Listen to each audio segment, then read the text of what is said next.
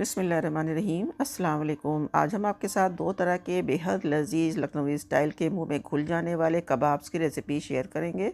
जिस रेसिपी को आप नॉर्मली बनाने के अलावा रमज़ानों के लिए आसान तरीके से स्टोर भी कर सकते हैं फ्रीज़र में, और जब भी आपका दिल चाहे आप इसे अफ्तार में, सहरी में बस फ्राई कीजिए और इसे सर्व कीजिए। तो सबसे पहले लखनऊ के बेहद मशहूर गलोटी कबाब की रेसिपी बना लेते हैं। इसको बनाने का और परफेक्ट तरीका और इसको बिल्कुल आसान तरीके से कैसे फ्रोज़न कर सकते हैं, ये सारा प्रोसेस आपको इस वीडियो में मिलने वाला है। पहले इसके लिए एक स्पेशल कबाब मसाला बना के तैयार कर लेंगे। ड्राई रोस्ट करेंगे साबुत मसालों को। इसके लिए यहाँ पर हमने 7 हरी इलायची, 5 लौंग, 1 छोटा तेज़पत्ता, 1 जावित्री का फूल, आधा बादियान का फूल, 1 जायफल का पीस है जो हरी इलायची के बराबर हो, और आधे आधे इंच के 2 दालचीनी के पीस हैं, 2 पीपली है छोटे साइज़ की, 1 बड़ी इलायची है काली इलायची यानी, half tea spoon black pepper, half tea spoon white paper, और हाफ़ टी स्पून ही हमने यहाँ पे कबाब चीनी ली है जो काली मिर्च जैसी होती है, इसमें थोड़ी सी डंडियाँ निकली होती है।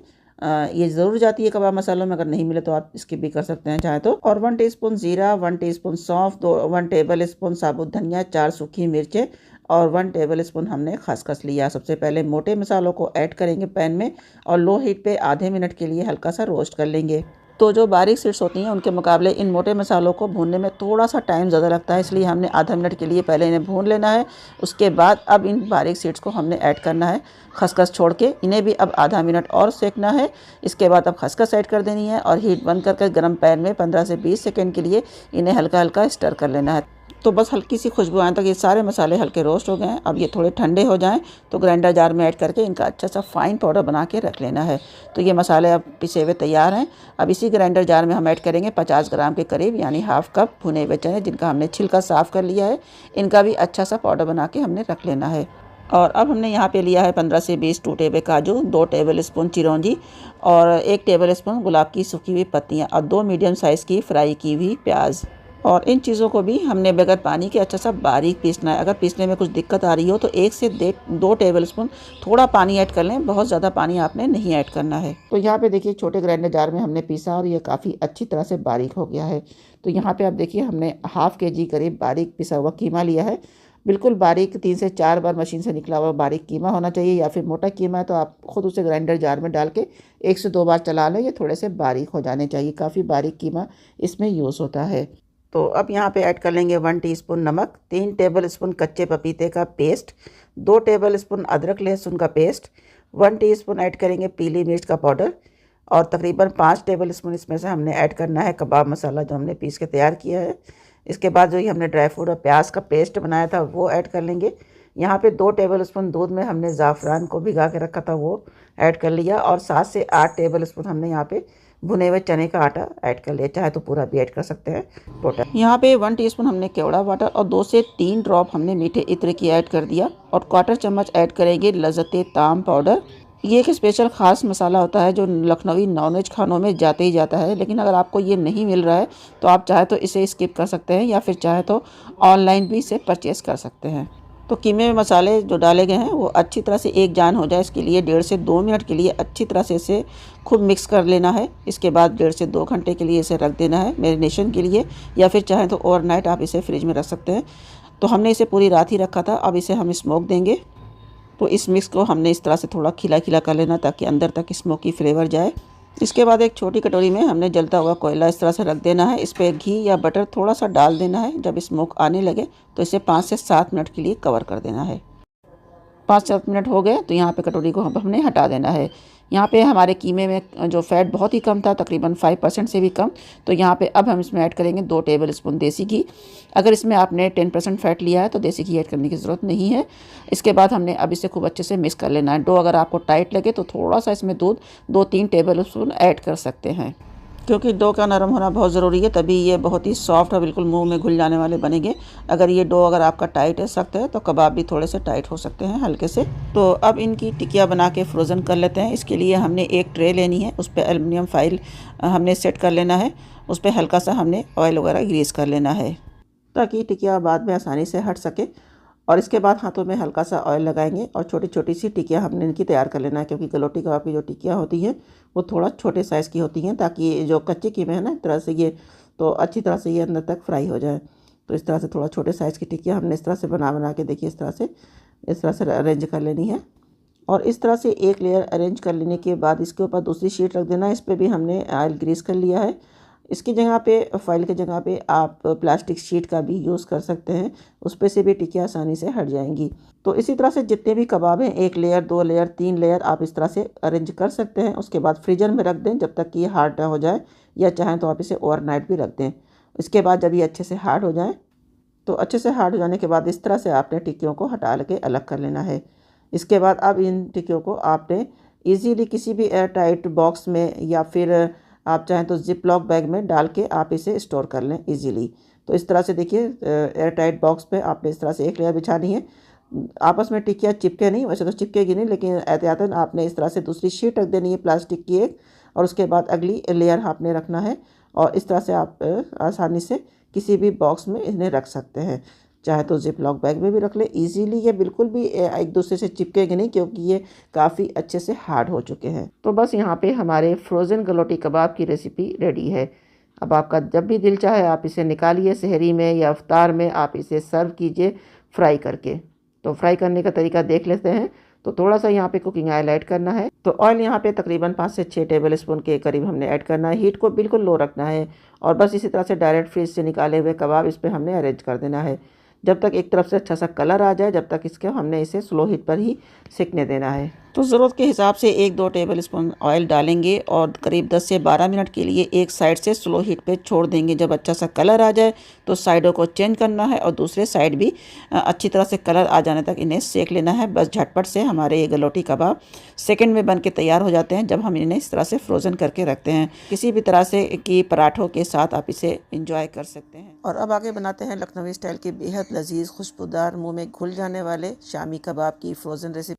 ये 1 किलो गोश्त या कीमे की रेसिपी है, जो बहुत ही परफेक्ट रेसिपी है। इसमें कितने मसाले जाने चाहिए, कितने हरे मसाले जाने चाहिए, कितनी दाल जानी चाहिए, सब कुछ आपको बिल्कुल परफेक्ट मिलेगा। इसके अलावा इसे फ्रोज़न करने का बिल्कुल बेस्ट तरीका हम आपके साथ शेयर करेंगे। तो यहाँ पे इसे बनाने के लिए हमने 1 किलो सादी बोटियाँ ले ली हैं। कीमे के बजाय आप बोटियाँ लें तो इससे कबाब ज़्यादा अच्छे बनते हैं। अब इसमें हमने 2 से ढाई कप पानी और 4-5 तेज़पत्ता डाल दिया। पानी आप इतना डाल सकते हैं अंदाज से भी, जितना कि आपका जो गोश्त है अच्छे से डीप हो जाए। यहाँ पे 2 टेबल स्पून हमने नमक ऐड कर दिया, और हाई टू मीडियम हीट पे इसे ढककर अच्छा सा एक बॉयल आने के लिए रख दिया। तो यहाँ पे जब तक इसमें बॉयल आ रहा है, जब तक हम इसके लिए प्याज वगैरह काट के तैयार कर लेते हैं। तो यहाँ पे हमने 3 मीडियम साइज़ की प्याज ली है, जिसे हमने रफली सा काटा है, ये ऐड कर देंगे। और 5 से 6 टेबल स्पून हमने इसमें अदरक लहसुन का पेस्ट ऐड कर देना है। अच्छी तरह से चला देंगे, मिला देंगे, और ढक के लो टू मीडियम हीट पर रख देंगे जब तक कि गोश्त अच्छे से गल नहीं जाता। उसके बाद हम इसमें दालें ऐड करेंगे। तब तक हम यहाँ पर इसके लिए एक खुशबूदार सा मसाला तैयार कर लेते हैं। तो ये कबाब का मसाला है, इससे बहुत ही बेहतरीन कबाब तैयार होता है। तो यहाँ पे करीब 12 से 15 हमने ली है हरी इलायची, और 1/4 से थोड़ा सा कम यहाँ पे जायफल का एक छोटा टुकड़ा है। यहाँ पे छबीला हमने लिया, जिसे पत्थर फूल और फ्लावर स्टोन कहते हैं। 15 दाने यहाँ पे कबाब चीनी की है, जो काली मिर्च जैसी होती है। 5 बड़ी इलायची, 1 बद्यान का फूल, 1 टीस्पून काली मिर्च, 1 टेबल स्पून ज़ीरा, 1 टीस्पून सौंफ, 2 जावित्री का फूल है, और 1 टेबल स्पून हमने यहाँ पे साबुत धनिया लिया है, और 1 टेबल स्पून भर के यहाँ पे हमने गुलाब की सूखी हुई पत्तियाँ ली हैं। और यहाँ पे 1-1 इंच के 4 छोटे दालचीनी के पीस है। और इसके अलावा इसमें हमने 6 से 7 लौंग लिया था, वो आपको दिखा नहीं पाया, आप ले लीजिएगा। और इसके अलावा 2 टेबल स्पून हमने इसमें खसखस भी ऐड करके इसी पॉइंट पे ही पीस लेना है। हमने बाद में ऐड किया था, लेकिन मसालों के साथ ही पीसेगा ताकि अच्छे से बारीक हो जाए। तो यहाँ पे 2 टेबल स्पून खसखस भी ऐड किया, और अच्छा सा पाउडर बना लेना है। तो यहाँ पे देखिए सारे मसालों का अच्छा सा बारीक पाउडर बन गया है। तो अब इसमें हमने नारियल डाल के पीस लेना। नारियल आपको लास्ट में ही डाल के पीसना, एक साथ पीसेंगे तो इसमें जो ऑयल होता है उसकी वजह से मसाले अच्छे बारीक नहीं होंगे।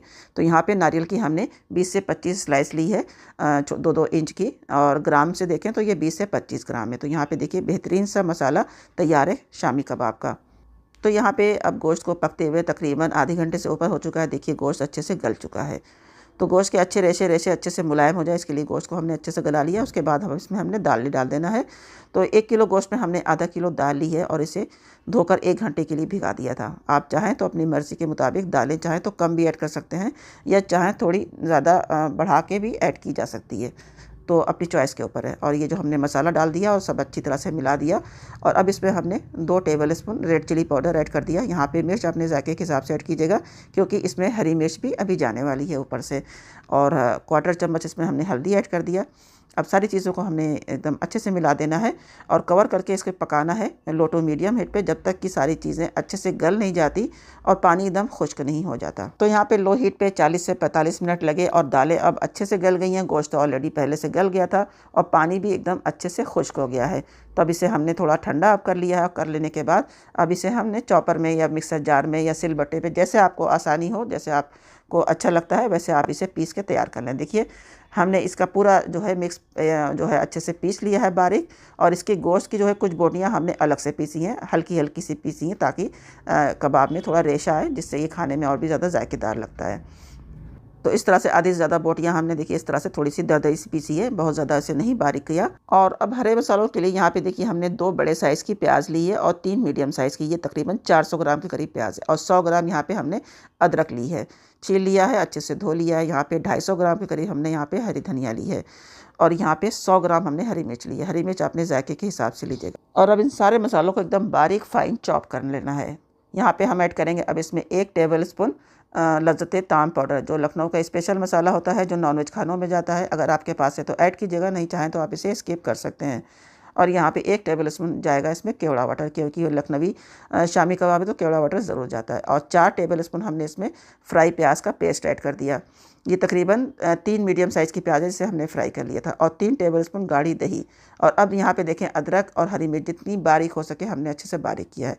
और प्याज भी आप देख सकते हैं कितनी फ़ाइन बारीक है। तो ये सारे मसाले इसमें चले जाएंगे। 250 ग्राम बारीक चॉप की भी हरी धनिया चली जाएगी। और अब सारी चीज़ों को हमने 1 से 1.5 मिनट के लिए काफ़ी अच्छी तरह से इसकी मिक्सिंग करनी है, ताकि मिर्च वगैरह सब एकदम बैलेंस एक दूसरे के साथ एकदम बराबरी इक्वली एकदम अच्छे से मिल जाए। नमक वगैरह यहाँ पे आप टेस्ट कर लीजिए और इसके बाद हम बना लेते हैं इनकी टिकिया। तो थोड़ा सा हाथों में चाहे तो ऑयल लगा लें या फिर हल्का पानी लगा लें ताकि टिकिया जो है अच्छी चिकनी बने। आप ऑयल ही लगाइए क्योंकि हमें इसे फ्रोज़न करना है, तो ऑयल लगा के जो टिकिया बनेगी वो आसानी से अलग होती है। तो इस तरह से ट्रे में हमने सारी टिकियों को इस तरह से अरेंज करना है। इसके बाद इसके ऊपर आप चाहें तो एल्युमिनियम फाइल की एक शीट लगाएं या फिर आप बटर पेपर भी लगा सकते हैं या प्लास्टिक की शीट भी लगा सकते हैं। इस तरह एक एक लेयर आपने इस तरह से कबाब की लगा के आपने फ्रोज़न करने के लिए रख देना। जब ये अच्छे से हार्ड हो जाए 4 से 6 घंटा या ओवरनाइट के लिए, तब इस टिकियों को देखिए हमने इस तरह से अलग अलग कर लिया। अब इसे आप चाहे जिप लॉक बैग में या इस तरह से किसी बॉक्स पे आप इसे सेट करके रख लें और जब दिल चाहे आप निकालें और उसी टाइम निकाल के उसी टाइम आप इसे फ्राई कर सकते हैं। ये बहुत ही इजी हो जाता है इस तरह से। और कबाब की रेसिपी खास करके रमज़ानों के दिनों में ये बहुत ही यूज़फुल टिप्स है, जिसे आप ज़रूर ट्राई कीजिए। अगर आपने कभी इस तरह से स्टोर नहीं किया शामी कबाब तो रमज़ानों में तो ज़रूर कीजिए। और इन्हें जब भी फ्राई करना हो बस आप इन्हें तुरंत निकालिए और लो टू मीडियम हीट पे थोड़े ऑयल के साथ इन्हें दोनों तरफ से अच्छा सा कलर आ जाने तक फ्राई कर लीजिए। दोनों तरफ से फ्राई करने में मुश्किल से 8 से 10 मिनट लगते हैं और कबाब बिल्कुल रेडी हो जाते हैं। ऊपर से इसकी जो लेयर होती है वो थोड़ी सी क्रिस्पी होती है और अंदर से बिल्कुल माउथ मेल्टिंग और बहुत ही ज़्यादा टेस्टी होते हैं। तो बनाएं, एंजॉय करें, स्टोर करें और अपना फीडबैक, अपना एक्सपीरियंस भी हमारे साथ ज़रूर शेयर करें। वीडियो पसंद आए तो लाइक कर दें, चैनल पे पहली बार आए तो सब्सक्राइब भी ज़रूर कर लें ताकि आने वाली रेसिपीज़ की अपडेट आपको टाइम पर मिलती रहे। तो अपना ख्याल रखें, दुआओं में याद रखें। मिलते हैं नेक्स्ट वीडियो में, तब तक के लिए अल्लाह हाफिज़।